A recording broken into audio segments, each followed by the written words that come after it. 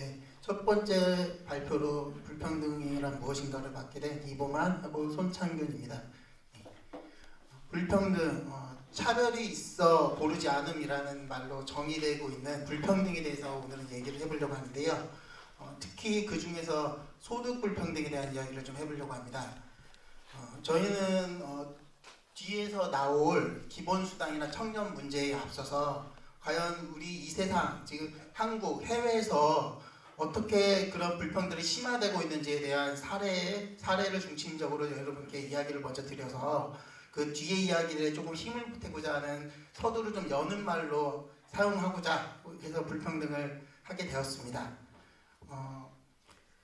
양극화 불평등 요즘 많이 심화되고 있습니다. 그래서 그 다름 아닌 이 책자에서 주로 저희가 그래프나 그 내용들을 좀 설명을 해야 될 것 같아가지고 사전에 조금 책자를 많이 봐야 되는 부분에 대해서는 좀 양해를 좀 부탁드리고요. 불평등에 대해서 먼저 근본 요인에 대해서 한번 말씀드려보겠습니다. 6페이지 먼저 보시면 알겠지만은 그 토마 피케티라는 그 21세기 자본이라는 책을 쓴 학자가 요즘 가장 핫하게 뜨고 있는 학자 중에 한 명인데, 그 사람이 이제 오랜 동안 해외, 미국, 유럽 뭐 이런 각종 여러 가지 곳들의 그 각종 수많은 자료들을 통합을 해가지고 이렇게 그 기본적으로 하나의 일종의 법칙이라고 해야 되겠죠. 우리 불평등은 이 요인이 바로 가장 중심적인 요인이다. 즉 R은 G보다 항상 크다 라는 이 부등식으로 토마 피케티는 표현을 하고 있습니다. 여기서 저희는 이 R은 G라는 이런 단어 하나로 표현되는 이 간단한 부등식에서 아주 큰 의미들과 그 의미들을 찾을 수 있는데요. 기본적으로 R은 자본 수익률, 즉 연평균 자본 수익률을 뜻하는데요. 이거는 우리가 이윤, 배당금, 이자, 뭐 이런 기타 소득 등 자본 총액에 대한 비율을 나타내는 거고요. 경제 성장률 G, 이거는 즉 소득이나 생산의 연간 증가율이 말합니다. 즉 R, 자본 수익률이 항상 경제 성장률보다 크다. 왜 그럴까요? 보통 우리가 뭐 예전부터 그 왔던 수많은 자료들을 보면은 예전 G, 경제 성장률은 그 이전에 0.5에서 1.2, 많아야 3에서 4%까지 이렇게 수치를 나타냈다고 하면은, 그에 반해 그 R, 자본 수익률은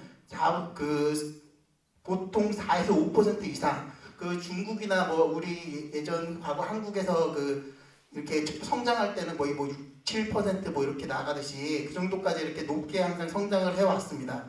그렇기 때문에 항상 이렇게 논리적으로 항상 R이 G보다 크다라고 이렇게 나오게 되는 상황이 나타나게 되는 것입니다.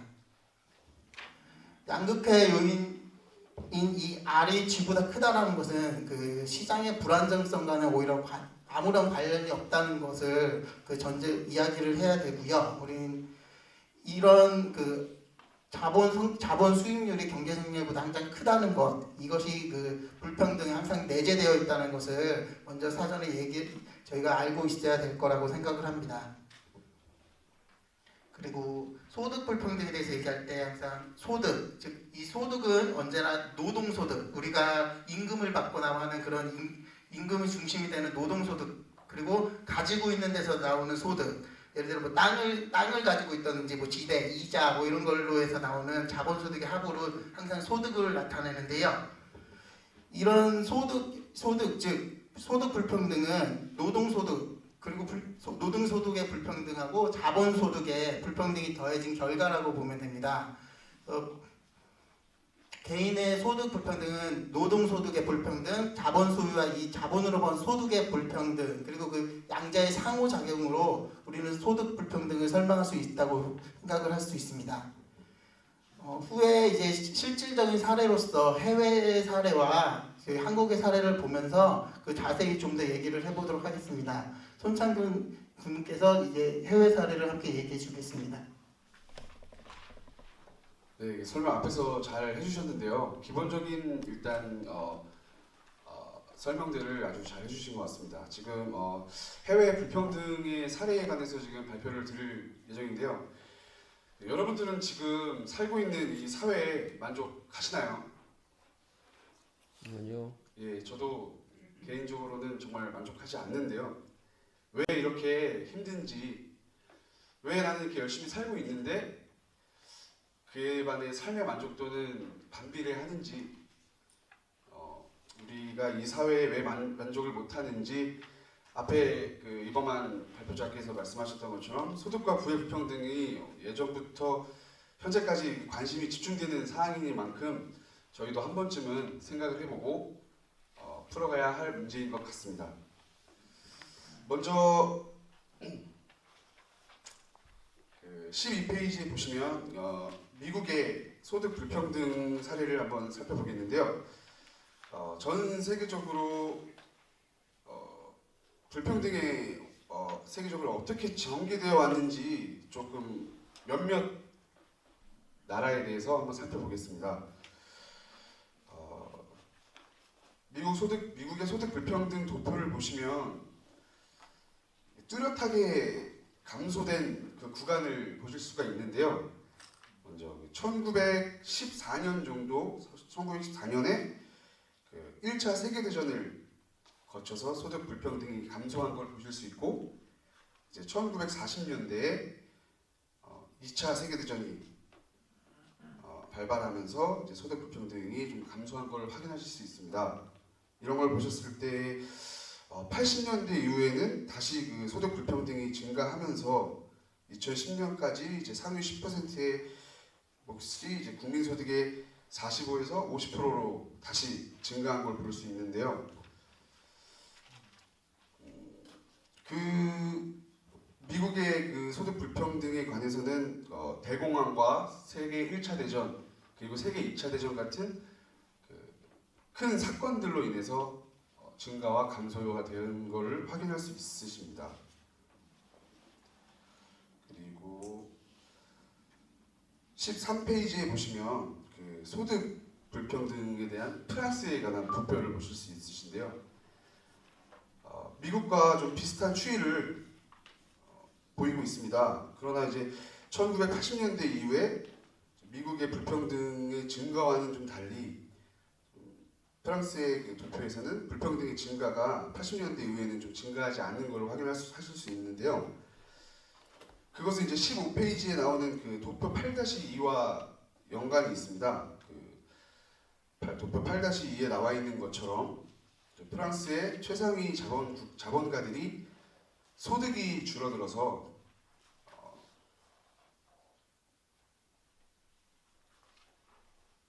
발생한 현상으로 이제 보실 수 있으신데요. 이거를 봤을 때 이제 그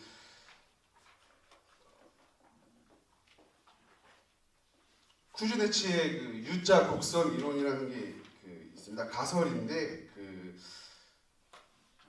쉽게 말씀드리면 자연이 놔두면 이런 현상은 사라지게 된다. 그런 가설인데 그 가설이 맞지 않는다는 것을 보여주는 사례라고 할 수 있습니다.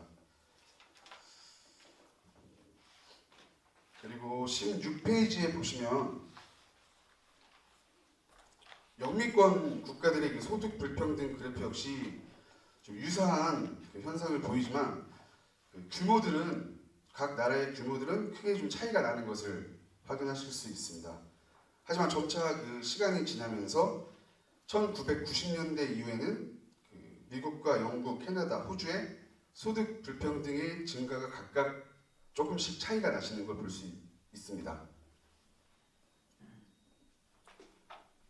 그리고 17페이지에 그 9-3번 도표를 보시면 유럽 대륙의 국가들과 그 일본의 소득 불평등에서도 역시 일본의 2차 대전 패전과 그 이후 총소득에서 상위 1%가 차지하는 몫이 70년대 이후 거의 증가하지 않는 것을 볼 수 있고요.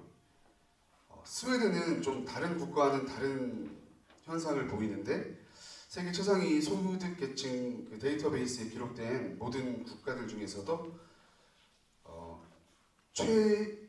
최저 수준을 모든 시기에 최저 수준을 나타내는 것을 볼 수 있습니다.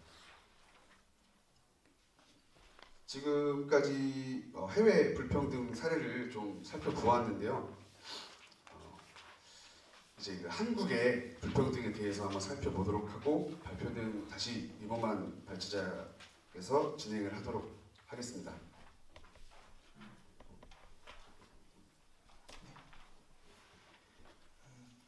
앞서 소득 불평등이라는 거는 노동 소득에 대한 불평등, 그리고 자본 소득에 대한 불평등, 그리고 양자의 상호작용으로 설명된다라고 아까 서두에 말씀을 드렸었습니다. 그거를 통해서 이제 먼저 한국의 소득 불평등, 즉 근로소득으로 중심으로 해서 얼마나 이렇게 불평등이 진행되고 있는지 연도별로 어떻게 상위 뭐 흔히 말하는 뭐 1%, 10% 이런 식으로 등급을 나눠서 흔히 말할 때 우리가 중산층 상류층 이런 식으로 말할 때 쓰듯이 과연 그 사람들이 얼마나 많은 거를 가지고 있고 얼마나 이렇게 계속 이거를 가진 상태에서 얼마나 그리고 추세가 얼마 증가가 되고 있는지 그런 것에 대해서 그래프로 해서 그냥 간단하게 보도록 하겠습니다. 일단 소득 불평등 제가 찾은 자료 기준은 2010년도인데요. 2010년도에 상위 1%의 경계소득, 즉 월 소득이겠죠. 월 경계소득은 1억 2,046만 원. 죄송한데 연입니다. 연으로 했을 때 최소 그러니까 연봉이 1억 2,046만 원. 이 정도 이상은 돼야지 상위 몇 %에 들어간다라고 얘기할 수 있다라고 되는 건데요. 거기 이분들 즉 상위 1%가 전체 소득에서 차지하는 비율은 7.4%. 즉 그 1%가 7.4% 이상의 금액을 가지고 받고 있다라고 이렇게 보여지는 표입니다. 그래서 19페이지 먼저 표를 보시면은 흑백이라 잘 안 보이시겠는데 가장 맨 위에 있는 게 상위 10%, 즉 10% 분위에 있는 사람들이 몇 %를 갖고 있는가를 보여주는 표입니다. 60년대부터 해서 그 중간에 자료가 잘리는 부분도 있지만은 쭉 가다 보시면은 특히 90년대, 96년대 이후 저희가 그냥 IMF라고 하죠. IMF를 받고 이렇게 점점 어려워지면서 그때부터 해서 이제 상위 부분에 있는 사람들이 소득이 더 많이 집중이 되기 시작했고 더 심하게 이렇게 급격하게 그래프가 올라가서 퍼센트를 차지하게 되는 것을 보실 수 있습니다. 이는 IMF 이런 급격한 산업적으로 여러 가지 어려움을 겪으면서 그때 대안으로서 여러 가지 방법들이 나왔었는데 그 중에서도 미국식에서 하는 성과주의 그리고 연봉을 자유롭게 이렇게 만들어 CEO들은 이렇게 책정할 수 있게 되는 이런 것이 자유롭게 되면서 그 위에 있는 사람들이 자신의 소득 이익을 이렇게 더 많이 가질 수 있는 여건이 되면서 그 이후로서 이렇게 자연스럽게 점점 더 이렇게 느낌이 올라가서 그 상위 1%의 사람들은 훨씬 많은 것을 가지게 되는 겁니다. 국제적으로 미국이나 일본과 비교를 해봤을 때 지금 그래프상으로는 사실 미국보다는 한참 아래로 보이는 가운데선이 저희 한국입니다. 19페이지의 그림 3번입니다. 미국 지금 현재 일본 쪽에 조금 가까웠다가 조금씩 이제 미국 쪽으로 훨씬 더 그러니까 집중도가 더 높아지는 이런 상황으로 지금 가고 있는 상태라고 보시면 되겠습니다. 이런 거는 뒤에 또 그림 4를 보시면은 20페이지 그림 4를 보시면은 이걸 또 다른 조금 다시 또 다른 의미로 또 표현을 해준 건데요. 이거 역시 앞에 기조화가 마찬가지입니다. 상위 0.1, 1% 위쪽에 있는 약간 위쪽으로 올라가고 있는 점선, 즉 연도가 계속 지나가고 가면서 위의 계층, 상위 계층은 점점 계속 평균 소득에 대한 것이 가지고 있는 분포가 더 높아지고 있고 중위는 고만고만하고 하위는 맨 아래쪽에 있는 건데 살짝 낮아지고 있습니다. 오히려 이렇게 서로 양극화가 더 심해지고 있는 상황을 보여주고 있다고 보면 되시겠습니다. 이렇듯 이런 것은 아까 앞서 말씀드렸듯이 영미식 지배구조, 성과주의 이런 보상제도 이런 확산이 일정한 영향을 미친 것으로 판단이 되고요. 이런 내부의 소득 불평등이 여전히 계속 빠르게 밖에 해외보다도 훨씬 더 빠르게 진행이 되고 있다라는 것을 그래프로 보여주고 있습니다. 두 번째로 한국 자본, 즉 부에 대한 불평등, 상속세를 기반으로 한 자료를 찾아서 저희가 한번 같이 보도록 하겠는데요. 과거에 축적된 부와 그로부터 얻는 수익들이 점점 더 이제 중요해지고 있다라는 문제 제기를 여기서 할 수 있습니다. 이 22페이지 표 2를 봐주시면은 상위 50%, 상위 10%, 상위 5%, 상위 1%의 그 상위 0.5%가 평균적으로 자산을 얼마나 가지고 있고 그게 얼마나 집중되어 있는지를 보여주는 표입니다. 그래서 보시면은 그 세 번째는 부의 집중도를 주로 중심으로 보시면 되겠는데요. 우리가 살고 있는 그 소득을 가지고 있는 사람들의 상위 5%가 50.3, 2010에서 2013년도에 무려 50.3 반절 이상을 가지고 있습니다. 상위 1%는 거기에 반, 즉 25.9%라는 어마어마한 자산을 가지고 지금 더 그 자산을 가지고 그들의 이익을 다 늘리고 있는 상황인 것입니다. 이런 부의 그 소득에 대한 불평등은 앞서 본 근로소득에 대한 불평등보다 훨씬 더 소득의 집중도가 높은데요. 상위 1%는 약 12.1 대 25.9, 즉 훨씬 자산으로 부분을 가지고 있는 부분이 훨씬 더 많다라는 것을 보여주고 있고요. 상위 10% 역시 44.1% 대 65.9%로 최상위로 갈수록 그들의 그 격차는 점점 더 벌어지고 있다라는 것을 보여주고 있습니다. 그리고 이런 두 개를 합친 근로소득과 자본소득에 대한 합쳐서 나오는 총소득에 대한 불평등에 대해서는 안타깝게도 크게 많은 연구들이 되어 있지 않습니다. 이거는 해외 유럽이나 미국 이런 쪽으로는 지금 자료들이 꾸준히 축적이 되어 있어서 그거에 대한 자료들을 활용해서 이런 그래프라든지 수치라든지 이런 게 나올 수 있는데요. 안타깝게도 아직 한국 사회에서는 아직 그 부분에 대해서는 이게 아직도 연구 초기 과정이라고 보시면 되고요.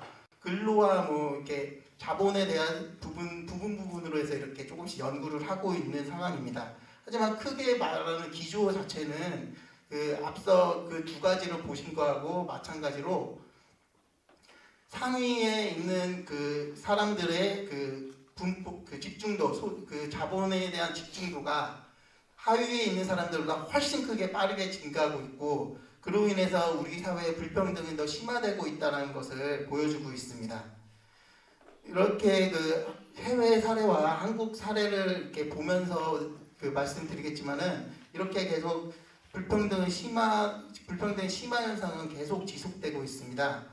그래서 이런 것에 대한 어떻게 불평등 완화시킬 것인가에 대해서 여러 가지 의견들이 나오고 있는데요. 이 의견들이 다 옳다든지 다 이걸 해야 된다든지 이런 것은 아닙니다. 다만 몇 가지 정도 기업이나 국가 이렇게 어떤 것을 해야 되는지에 대해서 간략하게 결론으로서 정리를 한번 해봤습니다. 먼저 정부는 보통 누진세율이라고 하죠. 가진 자에게 더 많은 세금을 뽑을 수 있게 받을 수 있도록 하는 체계를 만들어야 되고요. 상속세든 이런 부를 재분배할 수 있는 각종 사회보험 이런 것에 대해서 연구를 하고 이런 걸 실행할 수 있도록 해야 된다고 생각합니다. 또 기업 역시 지금 요즘 청년 문제로서도 얘기 나오겠지만은 비정규직이나 간단하게 인턴으로 쓰고 이렇게 버려지는 우리 불쌍한 청년들 이런 것에 대한 완화를 할 수 있고 임금소득을 같은 일은 같은 금액을 줄 수 있게 이렇게 체계적으로 기업에서도 만들어야 된다고 생각을 하고요. 이런 무엇보다 이렇게 기업이나 정부 이쪽에서도 이렇게 노력하고 불평등에 대해서 완화시킬 수 있는 방법들에 대해서 얘기를 해야 되겠지만은 무엇보다 우리 청년을 포함한 모든 시민들, 사람들, 정치하는 사람들 이런 정치적으로 제도로서 이거는 완화시키고 바꿀 수 있다고 생각을 하기 때문에 이렇게 관심을 가지고 현재 이런 상황에서 이렇게 가고 있기 때문에 우리는 여기에 조금 더 완화시키고 좀 더 좋은 세상을 만들고 평등하게 만들기 위해서 같이 참여하고 이런 상황에 대해서 같이 이야기를 하고 논의를 할 수 있는 자리가 만들어져야 되겠다고 생각을 합니다. 지금까지 발표였습니다. 고맙습니다.